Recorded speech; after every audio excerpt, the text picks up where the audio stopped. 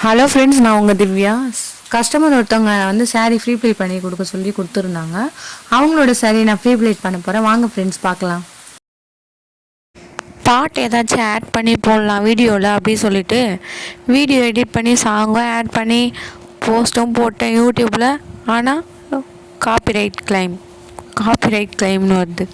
சரி, ஓகே, மறுபடியும் இன்னொரு பாட்டு சேஞ்ச் பண்ணி பார்க்கலான்னு சொல்லிவிட்டு இன்னொரு பாட்டு போட்டால் அதுக்கும் காப்பிரைட் கிளைம்னு வருதுங்க.